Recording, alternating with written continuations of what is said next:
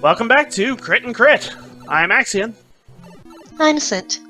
and we are continuing our discussion of The Snow Queen by Hans Christian Andersen and our playthrough of Mario Adventure. And me dying a lot.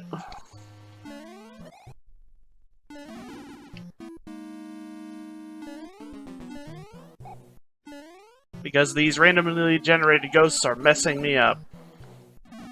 Ah! Like so. How did that even happen? The big ghost ate me.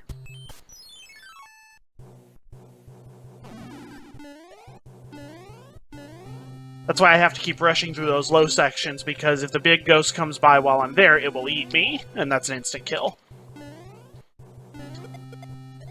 Gotcha.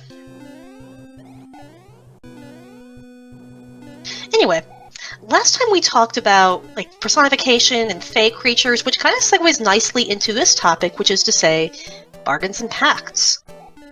This was your idea, so what do you want to say about it? Well, the primary part of this story hinges on two particular incidents.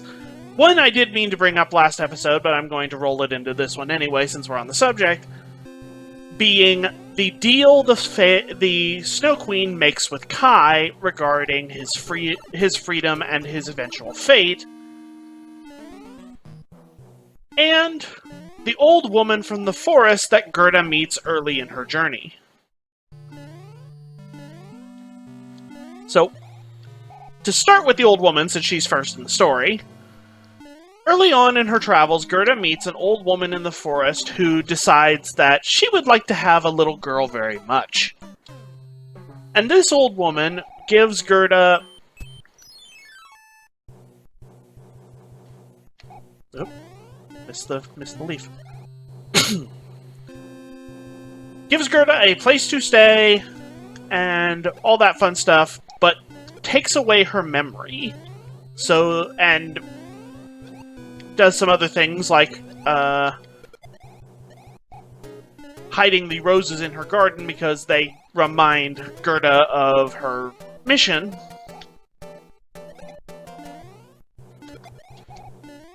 And keeps Gerda in her home as essentially a brainwashed prisoner for an extensive period of time.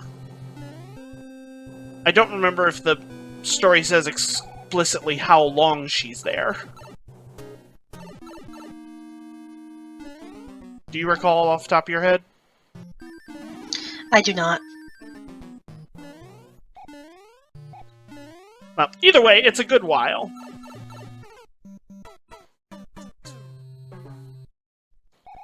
And it is only until the old woman makes a slip-up of her own that Gerda is released, and that her memories are restored and she's allowed to go free. And she technically isn't even allowed. She sneaks out.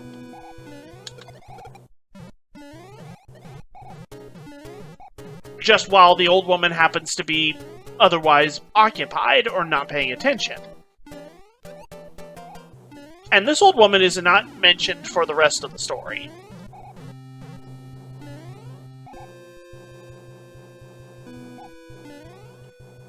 But she's demonstrated to be the first obstacle that Gerda meets along her way that is actually trying to obstruct her. Because, the first actual obstacle she encounters is the river, but the river's not trying to obstruct her, it just misunderstands her request. Or she misunderstands its response, depending on how you want to read it. She misunderstood the response, because basically, remember, she offered her shoes because she... oh, tell me about it. You have Kai. Well, we don't have Kai, take your thing back. And she misunderstands, it's like, oh, I didn't throw it out far enough. Yep.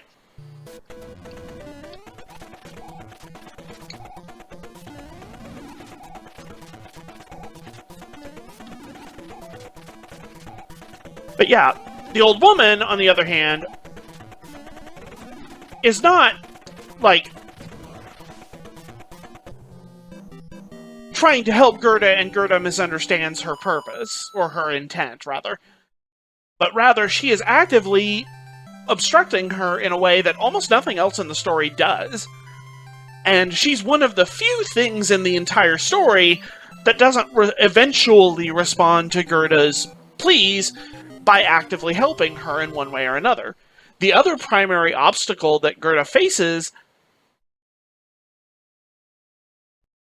and the only other one that responds this way, are the ice flakes guarding the castle of the Snow Queen that Gerda has to pray to get rid of. Those are the only other things that respond to Gerda's presence with anything other than friendly assistance after some time of getting to know her. The closest other such obstacle is the bandit girl, who eventually comes around to help Gerda anyway.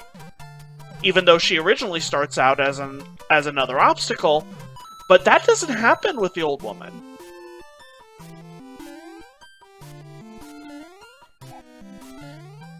And random tangent. I have heard some interpretations that the little robber girl changes her tune because of romantic feelings.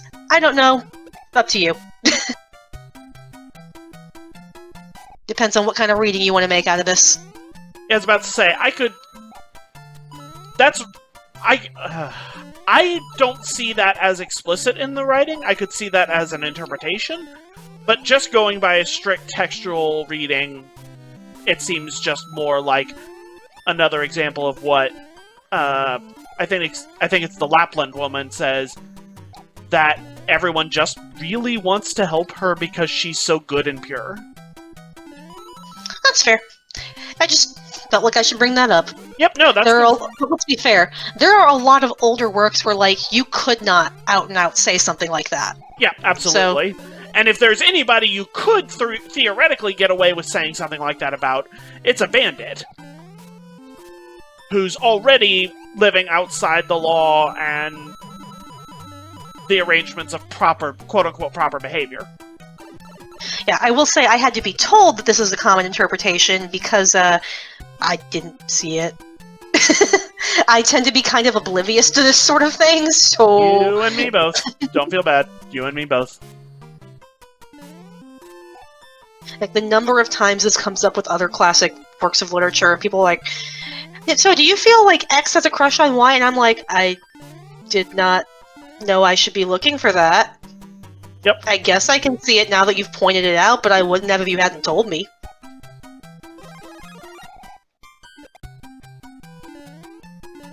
But anyway, to get back to my point, Gerda approaches this woman initially as just another person she's encountered in her search. And the woman makes as if to assist her, but instead of actually providing any aid, she kind of tricks her and gets her to agree to come into her home and be her guest, and then doesn't let her leave. And this is a very common... Oh, criminy, not this again. This is an extremely... Criminy. This is an extremely common trope in fairy stories where the fairy creature takes someone as their fairy guest or fairy bride or whatever, and that person is not allowed to leave. Either there's some kind of binding magic that holds them in place, often tied to either some kind of debt, which is where you get the whole don't eat food offered by the Fae thing, or marriages or similar relationships sometimes are used. More recent, like urban fantasy type stories actually have literal contracts.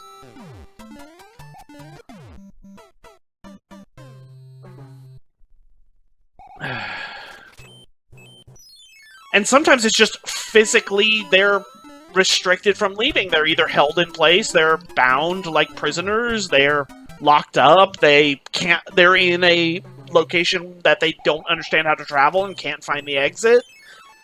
Things like that. And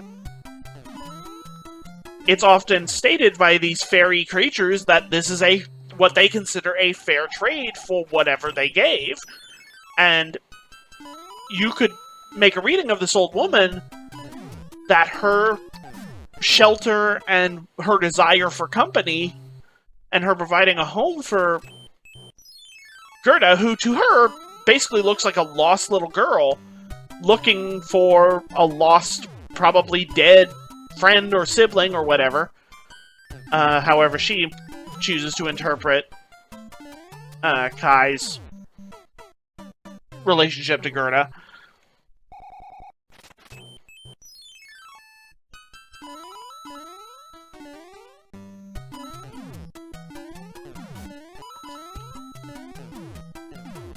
Is quote-unquote a fair trade. I thought I was far enough away. For the home that she is providing for this girl.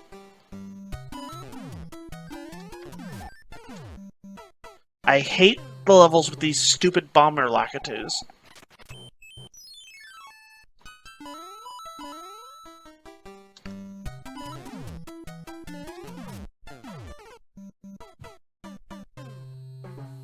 But yeah, when I first got to that part of the story, that was immediately what I thought of was kind of a riff on Monty Python. Strange women in forests distributing company.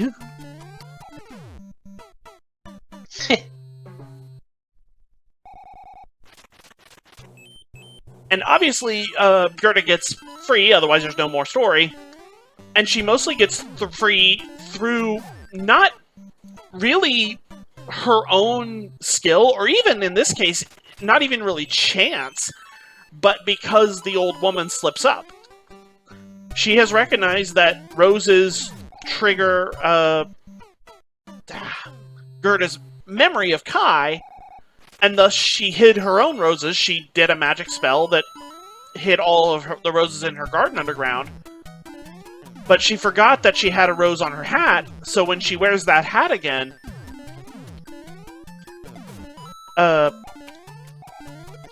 it reminds Gerda of Kai, and she takes the opportunity to get the roses back out of the ground, question them, and then all the other flowers, of course, want to talk to her, as I've grumbled about in prior episodes. And then she takes that information and goes. And then we never hear of that old woman again, and she's one of the very few people in the story that's not mentioned in the wrap-up tour back home at the end.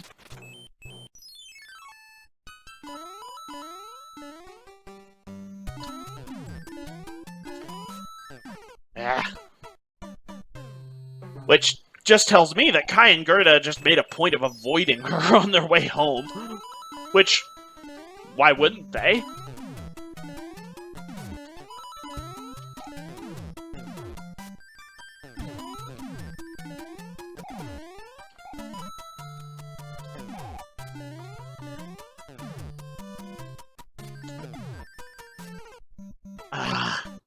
I finally get up there, and that's not the way to go.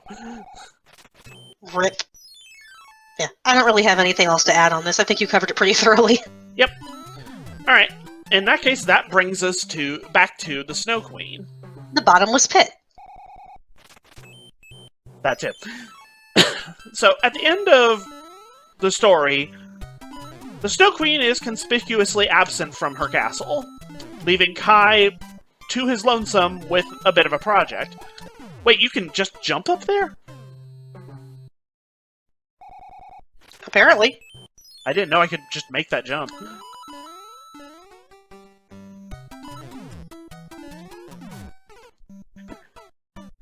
And this is where we get into the Snow Queen kind of being a little more fayish and a little more devilish, you might say, depending on how you choose to read this. This is where we get the whole, I will give you the world and a new pair of skates thing. A gift of something desired and something fantastical from a powerful otherworldly creature. In exchange for a simple-sounding but seemingly impossible task. This is also an extremely common trope in fairy stories, where the fairy creature, thinking it's got this deal in a bag, gives the protagonist what seems to be an impossible task that the protagonist normally has to overcome through a combination of wits, guile, skill, and the help of their friends. Oh, or, perhaps would be more accurate. The archetypical example of this is Rumpelstiltskin,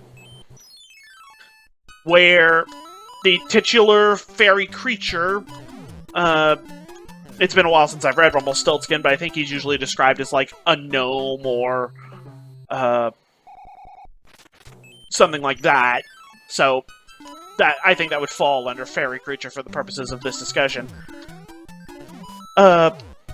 Offers to make true the protagonist's impossible claim of spinning straw into gold, which clearly is a magical fairy trick, in exchange for a boon, later revealed to be the protagonist's firstborn child. Then, when the protagonist does not want to follow through with the deal anymore, the fairy creature, thinking that this is an impossible task, says, okay, you can get out of the deal if you complete like I said, an impossible task. In Rumpelstiltskin, it ends up being, find out my name. Or guess my name, or whatever it was. And of course, with no way to actually know this, and of course he's not going to tell you, and no one else the protagonist knows has encountered this creature to be able to ask its name, this seems like a task that the protagonist simply cannot achieve until the fairy creature, thinking he's gotten his way, lets his hubris go wild and spills the beans on his own volition.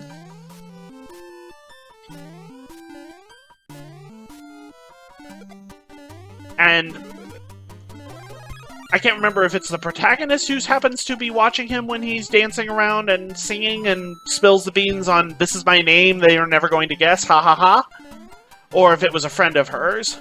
Like I said, it's been a while since I've read Rumpelstiltskin or any variant thereof. Yeah, we can do it later, maybe. Yeah, it might be a good one to come back to. Here we go.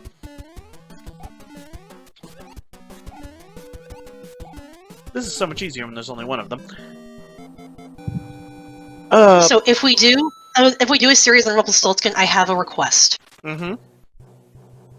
We name it something different every time until the final episode. It'll all be in the same playlist, but it's like, episode 1, Rutabaga. Episode 2, Riboflavin. Red Cully. Anyway, point I'm getting to is the normal path that these stories tend to take is that the hero has to overcome the fairy deal through some manner of a demonstration of their own skill, or through trickery, or through taking advantage of the fairy creature's hubris. And Snow Queen, as Snow Queen is wont to do, does not do this. Snow Queen has the fairy creature leave Kai be to do his thing with the deal she has made with him. The promise of impossible, fantastical gifts. And Gerda shows up out of nowhere, at least from Kai's perspective, cures him of the magical spells that the Snow Queen has placed upon him, and the puzzle solves itself.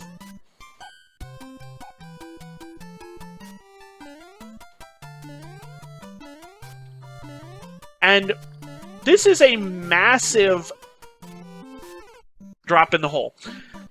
This is a massive departure from how these fairy stories are usually told. Instead of having the problem be solved by the hero, one way or another, it's essentially solved by God.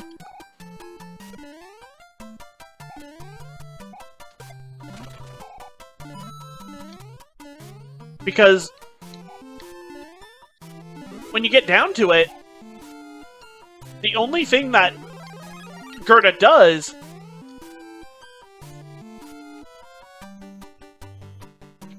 oh, I messed that up. Is pray. Yeah, she prays, and the problem solves itself. I mean, it worked for Earthbound. I mean, yeah. Which, that actually...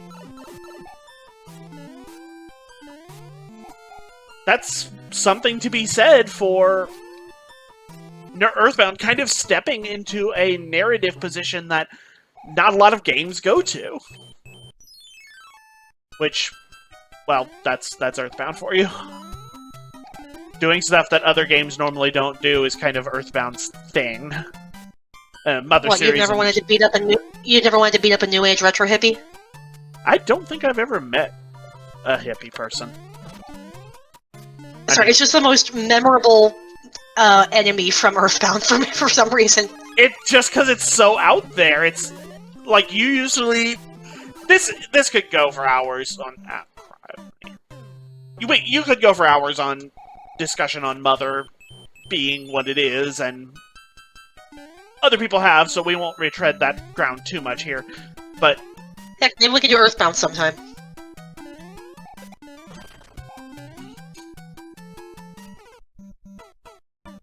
yeah, that might be something we could do. Anyway, long story short, problem is handled in a non-traditional method for fairy tales that puts a stronger emphasis that does fit with the whole narrative of the Snow Queen, of how purity and faith and religious fervor have gotten Gerda as far as she's gotten, and not her own skills and wits. And that she does not have any particular talents or unusual abilities. As the Lapland woman says, she needs nothing more than what she already possesses to complete her mission.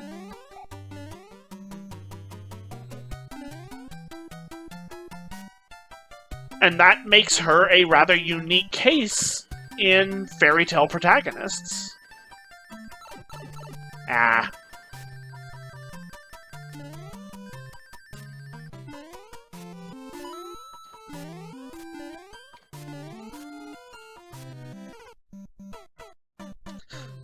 And that about wraps up what I had to say on that.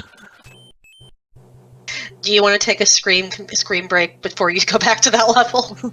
Yeah. We'll see y'all next time.